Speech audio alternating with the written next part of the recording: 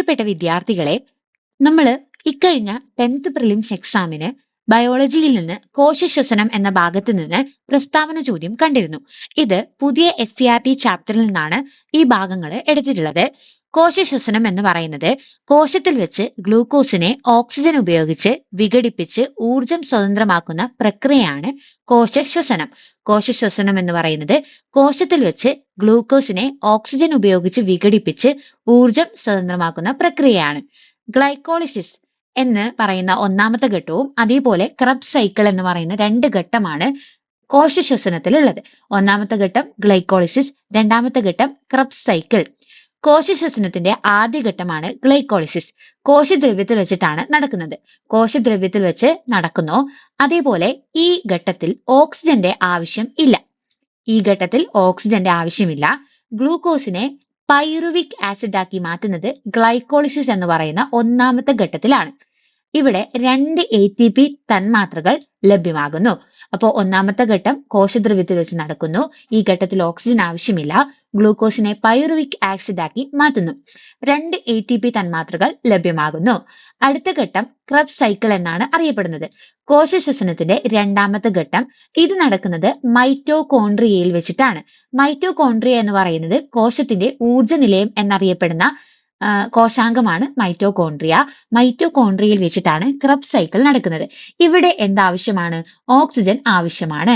Pyruvic acid carbon dye ഓക്സൈഡും ജലവുമായിട്ട് മാറുന്നു. അപ്പൊ ഒന്നാമത്തെ ഘട്ടത്തിന്റെ ഉൽപ്പന്നമാണ് പൈറുവിക് ആസിഡും 2 ATP തന്മാത്രകളും.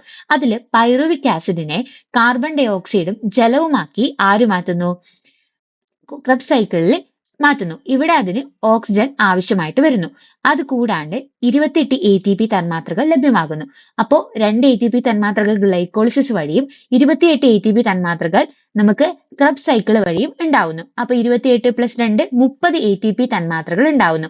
ഈ ഒരു ഊർജം ഉപയോഗിച്ചിട്ടാണ് നമ്മുടെ പല പ്രവർത്തനങ്ങളും ചെയ്യുന്നത്. അപ്പോൾ കോശശ്വസനത്തിൽ ഊർജം സ്വതന്ത്രമാക്കുന്ന പ്രക്രിയ എന്തിനു വിഘടിപ്പിക്കുന്നു? ഗ്ലൂക്കോസിനെ ആദ്യം പൈറുവിക് ആസിഡ് ആക്കി മാറ്റുന്നു. ഒന്നാമത്തെ ഘട്ടത്തിൽ അവിടെ 2 ATP തന്മാത്രകൾ ലഭ്യമാകുന്നു. രണ്ടാമത്തെ ഘട്ടത്തിൽ ഈ പൈറുവിക് ആസിഡിനെ കാർബൺ ഡൈ ഓക്സൈഡും ജലവുമാക്കി മാറ്റുന്നു. അവിടെ 28 ATP തന്മാത്രകൾ ലഭ്യമാകുന്നു. കോശശ്വസന ഫലമായി ഉണ്ടാവുന്ന ATP തന്മാത്രകളാണ് ശാരീരിക പ്രവർത്തനങ്ങൾക്ക് ആവശ്യമായിട്ടുള്ള ഊർജ സ്രോതസ്. ഉപോൽപ്പന്നമായിട്ടുള്ള കാർബൺ ഡൈ ഓക്സൈഡും ഒരു പരിധിവരെ ജലവും കാർബൺ ഡൈ ഓക്സൈഡും ഉണ്ടാവുന്നുണ്ട്. അത് ഉടൻ തന്നെ നിശ്വാസവായുവിലൂടെ പുറന്തള്ളുന്നു.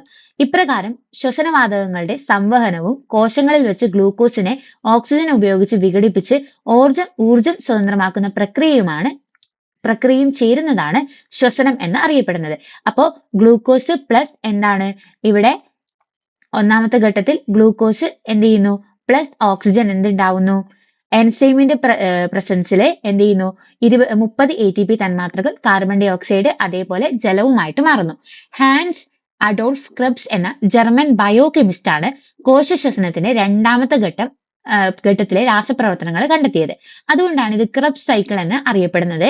ജർമ്മൻ ബയോകെമിസ്റ്റ് ആയിട്ടുള്ള അഡോൾഫ് ക്രബ്സ് ആണ് ഈ കണ്ടെത്തലിന് 1953 അദ്ദേഹത്തിന് നൊബേൽ പ്രൈസ് ഫ്രിറ്റ്സ് ലിപ്മാനോടൊപ്പം ലഭിക്കുന്നത്. അപ്പോ ഈ ഒരു വൈദ്യശാസ്ത്രത്തിനുള്ള നോബൽ പ്രൈസ് 1953 ലഭിക്കുന്നത് ക്രബ്സ് സൈക്കിൾ എന്ന് പറയുന്ന രണ്ടാമത്തെ ഘട്ടത്തിലുള്ള പ്രവർത്തനങ്ങൾ കണ്ടുപിടിക്കുന്നതിലൂടെയാണ്. അതുകൊണ്ടാണ് ഈ ക്രബ്സ് സൈക്കിൾ എന്ന് പറയുന്ന രണ്ടാമത്തെ ഘട്ടത്തിന് ആ പേര് വന്നിട്ടുള്ളത്. അപ്പൊ ഇത്രയും കാര്യമാണ് കോശശ്വസനത്തെ പറ്റി ഈ പുതിയ SCERTയിൽ പറഞ്ഞിട്ടുള്ളത്. വീഡിയോ ഉപകാരപ്പെട്ടെങ്കിൽ തീർച്ചയായിട്ടും ചാനൽ സബ്സ്ക്രൈബ് ചെയ്യുക, സപ്പോർട്ട് ചെയ്യുക. നമുക്ക് അടുത്ത വീഡിയോയിൽ കാണാം. അതുവരേക്കും ബൈ.